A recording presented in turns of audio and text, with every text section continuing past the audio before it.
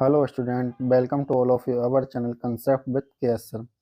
स्वागत है आप सभी का हमारे YouTube channel concept with KS sir के साथ। तो देखिए, हमारी जो पॉलिटिकल साइंस की सीरीज चल रही है वो लगातार आगे बढ़ती हुई जा रही है, ठीक है। एंड इसी सीरीज में हम लेकर के आए हैं आज मौलिक अधिकार फंडामेंटल राइट पार्ट नंबर 9। इस पार्ट नंबर 9 में हम आर्टिकल 25, 26, 27 एंड 28 को कंप्लीट करने वाले हैं। मतलब हम आर्टिकल 25, 26, 27 और 28 को कंप्लीट करने वाले हैं। तो देखिए, अगर हम इसमें बात करें तो सबसे पहले हम देख लेते हैं कि हमने पार्ट नंबर 8 तक क्या क्या कंप्लीट कर लिया था। सबसे पहले हम क्या देख लेते हैं कि हमने पार्ट नंबर 8 तक क्या कंप्लीट कर लिया था। तो देखिए, हम पढ़ रहे हैं हमारे मूल अधिकार फंडामेंटल राइट जिनको हम बोलते हैं, ठीक है। तो फंडामेंटल राइट किस भाग में आते हैं? तो भाग नंबर 3 में आते हैं, ठीक है। और भाग नंबर 3 में किस आर्टिकल से किस आर्टिकल? तो आर्टिकल 12 से लेकर के आर्टिकल 35 तक आते हैं। कहाँ से? आर्टिकल 12 से लेकर आर्टिकल 35 तक आते हैं। तो अगर बात की जाए कि हमारे फंडामेंटल राइट कितने होते हैं, तो हमारे टोटल फंडामेंटल राइट कितने हैं? 6 हैं। हमारे टोटल मूल अधिकार कितने होते हैं? तो हमारे टोटल मूल अधिकार होते हैं 6। कितने होते हैं? 6 होते हैं, ठीक है। तो हमारे मूल अधिकार 6 हैं।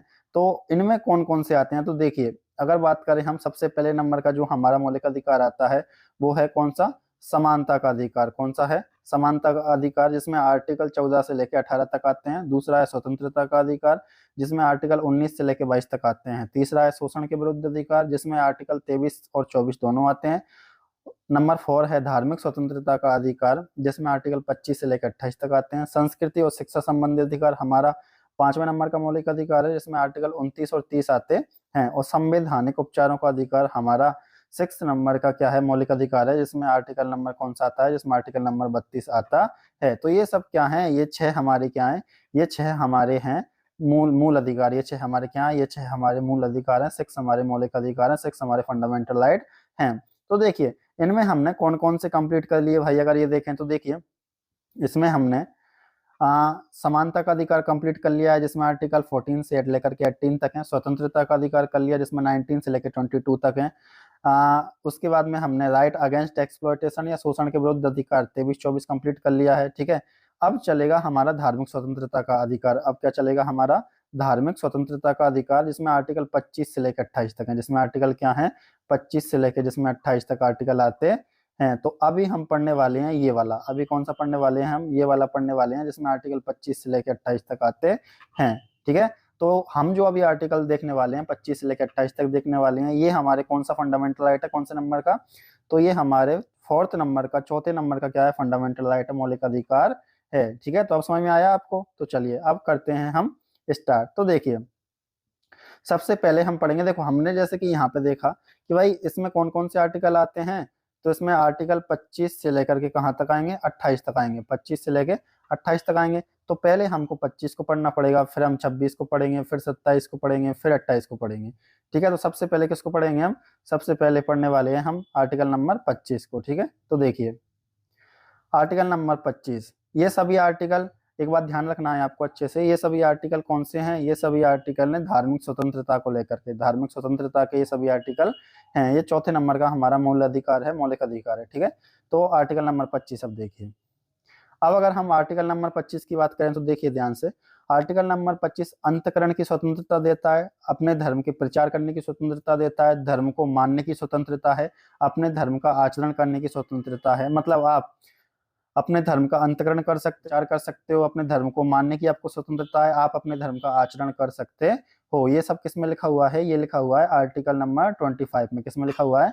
आर्टिकल नंबर 25 में ऐसा लिखा हुआ है। देखिए इधर, भारतीय संविधान के अनुच्छेद 25 के अनुसार सभी व्यक्तियों को अंतकरण की स्वतंत्रता, धर्म को अबाध रूप से मानने और आचरण करने और प्रचार करने के समान अधिकार प्राप्त होते हैं। तो कुल मिलाकर के आप धर्म का क्या कर सकते हो? अंतकरण कर सकते हो। आप धर्म को क्या कर सकते हो? अपने धर्म का प्रचार कर सकते हो, आचरण कर सकते हो और उसको मान सकते हो, ठीक है। लेकिन इसमें प्रतिबंध ये है कि आप जबरदस्ती किसी का धर्म परिवर्तन नहीं करा सकते हो। प्रतिबंध क्या है? आप जबरदस्ती धर्म परिवर्तन नहीं करा सकते हो। आप जबरदस्ती किसी को अपने धर्म को मानने के लिए नहीं कह सकते हो। ये सब प्रतिबंध हैं इस पर, ठीक है। तो आपको याद रखना है आर्टिकल नंबर 25 क्या कहता है। आर्टिकल नंबर 25 अंतकरण की स्वतंत्रता देता है, प्रचार करने की स्वतंत्रता है, आप अपने धर्म का प्रचार कर सकते हो, ठीक है। और अगर आगे बात करें हम, तो आप अपने धर्म को मानने की स्वतंत्रता दी गई है, अपने धर्म का आचरण करने की स्वतंत्रता दी गई। तो ये सभी स्वतंत्रताएं कौन देता है?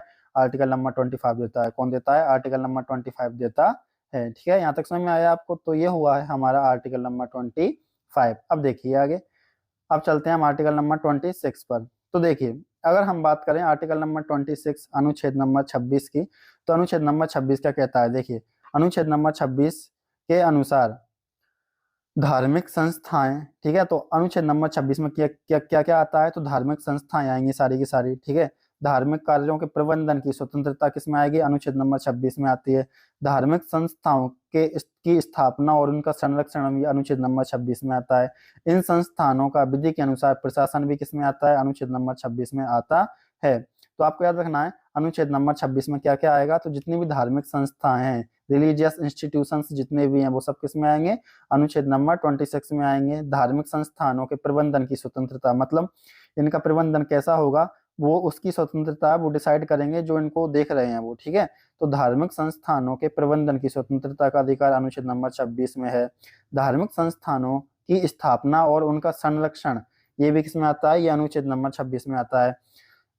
आगे है कि इन संस्थानों का विधि के अनुसार प्रशासन, यहाँ पे ये थोड़ा मिस्टेक हो गया, थोड़ा गलत है, ये इस पे ध्यान देना है आपको। यहाँ पे आएगा इन संस्थानों का, ये थोड़ा गलत है। इन संस्थानों का विधि के अनुसार प्रशासन भी किसमें आएगा? आर्टिकल नंबर 26 में आएगा। किसमें आएगा? आर्टिकल नंबर 26 में ही आएगा। तो इन संस्थानों का विधि के अनुसार प्रशासन किसमें आएगा? आर्टिकल नंबर 26 में आएगा। हाँ, अब आर्टिकल नंबर 26 पर बच्चों कुछ प्रतिबंध लगाए गए हैं। क्या लगाए गए हैं? आर्टिकल नंबर 26 पर कुछ प्रतिबंध लगाए गए हैं। और प्रतिबंध क्या है?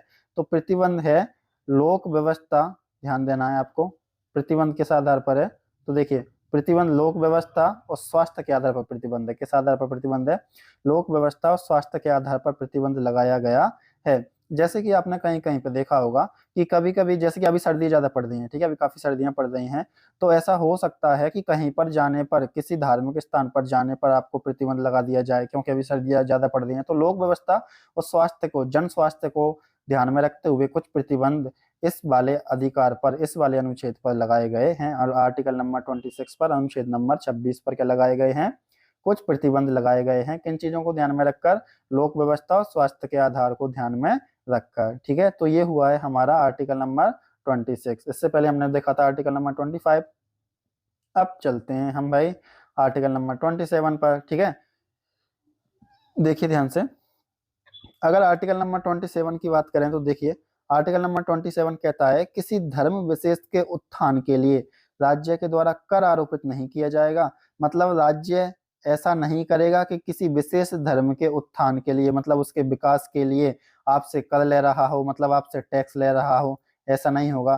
ठीक है, तो राज्य ऐसा बिल्कुल नहीं करेगा कि किसी धर्म विशेष के उत्थान के लिए आपसे क्या ले रहा हो, आप पर टैक्स आरोपित कर रहा हो, आप पर कर आरोपित कर रहा हो। तो आर्टिकल नंबर 26 क्या कहता है? आर्टिकल नंबर 26 कहता है कि किसी धर्म विशेष के उत्थान के लिए राज्य के द्वारा कर आरोपित नहीं किया जाएगा, मतलब कुल मिला के टैक्स नहीं लिया जाएगा। ये कौन कहता है? ये आर्टिकल नंबर 26 कहता है हमारे संविधान का, किसी धर्म विशेष के उत्थान के लिए राज्य के द्वारा कर आरोपित नहीं किया जाएगा। ठीक है, समझ में आया आपको? अब आता है हमारा आर्टिकल नंबर 28। कौन सा आता है अब हमारा? Article number 28। तो देखिए, इसको थोड़ा आपको ध्यान से समझना है। आर्टिकल नंबर 28 कहता है कि शैक्षणिक, इसके देखिए दो रूप है यहाँ पे। पहला रूप जो इधर वाला, पहला मैं इधर बताता हूँ आपको, उसके बाद हम इधर चलेंगे। तो देखिए, पहले हम इधर देखते हैं। तो देखिए, अगर बात करें शैक्षणिक संस्थानों में धार्मिक शिक्षा प्रतिबंध है, मतलब प्रतिबंधित है कि भाई शैक्षणिक संस्थानों में धर्म के आधार पर शिक्षा नहीं दी जाएगी, मतलब धार्मिक शिक्षा नहीं दी जाएगी। जैसे कि सेंट्रल यूनिवर्सिटीज में, सेंट्रल स्कूल में, नवोदय स्कूल में। और आगे बोला गया है कि राज्य के द्वारा पूर्णतः संचालित संस्थानों में भी क्या नहीं दी जाएगी? धार्मिक शिक्षा नहीं दी जाएगी। तो ध्यान रखना है आपको, बोला गया है कि शैक्षणिक संस्थानों में धार्मिक शिक्षा प्रतिबंध है, मतलब शैक्षणिक संस्थानों में धार्मिक शिक्षा नहीं दी जाएगी। और कौन कौन से शैक्षणिक संस्थान? जैसे कि सेंट्रल यूनिवर्सिटी हो गए, जैसे कि सेंट्रल स्कूल हो गए, नवोदय स्कूल हो गए, और राज्य के द्वारा पूर्णतः संचालित स्कूल हो गए, और राज्य के द्वारा पूर्णतः संचालित स्कूल हो गए। इन सब में क्या नहीं दी जाएगी? इन सब में धार्मिक शिक्षा प्रतिबंधित है। इन सब में धार्मिक शिक्षा प्रतिबंध है, मतलब इन धार्मिक शिक्षा पर प्रतिबंध लगाया गया है, मतलब धार्मिक शिक्षा यहाँ पे नहीं दी जाएगी। अब आते हैं हम इस वाली साइड। यहाँ पे है कि धार्मिक शिक्षा दी जा सकती है। अब कौन कौन सी जगह धार्मिक शिक्षा दी जा सकती है? तो 3 पॉइंट लिखे हुए हैं। देखिए, फर्स्ट वाला पॉइंट बोलता है अकादमिक उद्देश्य के लिए धार्मिक शिक्षा दी जा सकती है। अब अकादमिक उद्देश्य क्या मतलब है कि भाई धर्म की जानकारी के लिए आप वो क्या कर सकते हो, धार्मिक शिक्षा दे सकते हो, केवल धर्म की जानकारी के लिए। ठीक है, कि भाई धर्म, कि भाई आपके धर्म के बारे में थोड़ी बहुत आपको पता हो, तो अकादमिक उद्देश्य के लिए आप क्या कर सकते हो, धर्म की शिक्षा दे सकते हो। आगे बोला गया है किसी ट्रस्ट के द्वारा स्थापित शैक्षणिक संस्थानों में धार्मिक शिक्षा दी जा सकती है। मान के चलो कोई ट्रस्ट है, उस ट्रस्ट के द्वारा स्थापित शैक्षणिक संस्थान में क्या दी जा सकती है, धार्मिक शिक्षा दी जा सकती है। ठीक है, अब थर्ड नंबर का ध्यान से देखना है आपको, राज्य द्वारा मान्यता प्राप्त शैक्षणिक संस्थानों में भी धार्मिक शिक्षा दी जा सकती है। ध्यान देना है आपको इस पर कि राज्य द्वारा मान्यता प्राप्त शैक्षणिक संस्थानों में भी धार्मिक शिक्षा दी जा सकती है, पर शर्त यह है कि छात्रों की सहमति से, और अगर बच्चा 18 वर्ष से कम उम्र का है तो अभिभावकों मतलब माता पिता की सहमति लेनी पड़ेगी। तो बोला गया है देखिए कि राज्य के द्वारा मान्यता प्राप्त शैक्षणिक संस्थान हैं उनमें भी धार्मिक शिक्षा दी जा सकती है, पर कंडीशन ये होनी चाहिए, पर शर्त ये है कि छात्रों की सहमति होनी चाहिए। और अगर स्टूडेंट की एज 18 साल से कम है, मतलब 18 साल से 18 ईयर्स से कम एज का है स्टूडेंट, तो उसके अभिभावकों मतलब उसके पेरेंट्स की सहमति आपको लेनी पड़ेगी, उसके माता पिता की सहमति आपको लेनी पड़ेगी, उसके बाद ही आप उनको क्या कर सकते हो, धार्मिक शिक्षा दे सकते हो। ठीक है, तो धार्मिक शिक्षा दी जा सकती है, लेकिन शर्त आपको याद रखनी है थर्ड नंबर के पॉइंट में। तो देखिए सबसे पहले हमने अनुच्छेद नंबर 28 में देखा कि शैक्षणिक संस्थानों में धार्मिक शिक्षा पर प्रतिबंध लगाया गया है, और कहाँ कहाँ पर भाई, सेंट्रल यूनिवर्सिटी में, सेंट्रल स्कूल में, नवोदय स्कूल में, और राज्य के द्वारा पूर्णतः संचालित संस्थानों में। ठीक है, फिर इधर की साइड हमने देखा था बच्चों कि भाई धार्मिक शिक्षा दी तो जा सकती है, कोई अकादमिक उद्देश्य हो, अकादमिक उद्देश्य का मतलब है कि भाई आप धर्म की जानकारी के लिए दे रहे हो, लेकिन ऐसा नहीं है कि भाई आप प्रॉपर केवल धर्म की ही शिक्षा दिए जा रहे हो। ठीक है, अकादमिक उद्देश्य का मतलब है कि आप धर्म की थोड़ी बहुत जानकारी देना चाहते हो। उसके बाद में किसी ट्रस्ट के द्वारा स्थापित शैक्षणिक संस्थान, मतलब कोई ट्रस्ट है उसने कोई शैक्षणिक संस्थान स्थापित किया है तो उसमें धर्म की शिक्षा दी जा सकती है। प्लस थर्ड नंबर के में देखें कि भाई राज्य द्वारा मान्यता प्राप्त शैक्षणिक संस्थानों में भी धार्मिक शिक्षा दी तो जा सकती है, कंडीशन ये है कि भाई छात्रों की सहमति से, और अगर छात्र 18 वर्ष से कम उम्र का है तो अभिभावकों की सहमति लेनी पड़ेगी। उसके बाद आप क्या कर सकते हो, धार्मिक शिक्षा दे सकते हो। ठीक है, तो ये हुआ हमारा आर्टिकल अनुच्छेद नंबर 28। तो मैं भी आपको अच्छे से समझ में आया होगा। हमने सबसे पहले देखिए बच्चों, सबसे पहले हमने आर्टिकल नंबर 25 के बारे में जाना। ठीक है, इसमें हमने देखा अंतकरण आचरण करने की स्वतंत्रता, धर्म को मानने की स्वतंत्रता, प्रचार करने की स्वतंत्रता। उसके बाद में हमने अनुच्छेद नंबर किसको देखा, इसके बाद में हमने अनुच्छेद नंबर देखा 26 को। ठीक है, अनुच्छेद नंबर 26 में हमने धार्मिक संस्थाएं आएंगी, धार्मिक कार्यों के प्रबंधन की स्वतंत्रता आएगी, इन संस्थानों का विधि के अनुसार प्रशासन, ये थोड़ा यहाँ पर मिस्टेक हो गया था, मैंने आपको बताया था कि ये थोड़ा गलत हो गया था, यहाँ पे आएगा इन संस्थानों का विधि के अनुसार प्रशासन, ये देखा हमने। उसके बाद हमने देखा कि भाई प्रतिबंध लगाया गया है किस आधार पर, एक तो लोक व्यवस्था के आधार पर और एक स्वास्थ्य के आधार पर। किस आधार पर, एक तो लोक व्यवस्था के आधार पर और स्वास्थ्य के आधार पर, इस वाले अनुच्छेद पर क्या लगाया गया है, प्रतिबंध लगाया गया है। उसके बाद हमने अनुच्छेद नंबर 27 देखा कि किसी धर्म विशेष के उत्थान के लिए राज्य के द्वारा कर आरोपित नहीं किया जा सकता, मतलब किसी धर्म को बढ़ावा देने के लिए राज्य आपसे क्या नहीं कर सकता है, कर आरोपित नहीं कर सकता है, टैक्स आरोपित नहीं कर सकता है। ये कौन कहता है, ये अनुच्छेद नंबर 27 कहता है। उसके बाद हम आए थे अनुच्छेद नंबर 28 पर, और अनुच्छेद नंबर 28 में हमने एक तरफ देखा है कि धार्मिक शिक्षा पर प्रतिबंध लगाए गए हैं, और एक तरफ देखा है कि धार्मिक शिक्षा दी तो जा सकती है पर अकादमिक उद्देश्य से या किसी ट्रस्ट के द्वारा स्थापित संस्थानों के द्वारा, शैक्षणिक संस्थानों के द्वारा, या राज्य द्वारा मान्यता प्राप्त शैक्षणिक संस्थानों में भी दी जा सकती है, पर शर्त क्या है कि छात्रों की सहमति हो, और अगर बच्चा 18 वर्ष से कम उम्र का है तो उसके अभिभावकों की सहमति आपको लेनी पड़ेगी। तो ये हमारा क्या हो गया, ये बच्चों हो गया है हमारा फोर्थ नंबर का फंडामेंटल राइट। क्या हो गया है हमारा फोर्थ नंबर का फंडामेंटल राइट, मतलब चौथे नंबर का हमारा ये मौलिक अधिकार कंप्लीट हो गया है। फोर्थ नंबर का मौलिक अधिकार ये हमारा कंप्लीट हो गया है। ठीक है, अब आएगा हमारा 5 नंबर का मौलिक अधिकार। कौन सा आएगा अब हमारा 5 नंबर का मौलिक अधिकार हमारा आएगा, जो कि हम पढ़ेंगे किसमें, नेक्स्ट वाली क्लास में। ठीक है, तो कैसी लगी आपको ये क्लास, कमेंट बॉक्स में कमेंट करके जरूर बताएं। एंड अगर इस क्लास में कोई मिस्टेक हुई हो, कोई गलती हुई हो, तो उस मिस्टेक को कमेंट बॉक्स में कमेंट करके बताएं, ताकि आने वाली नेक्स्ट क्लास में मैं अपनी मिस्टेक को ठीक कर सकूं। एंड देखते रहिए, बने रहिए कंसेप्ट विद के सर के साथ। धन्यवाद।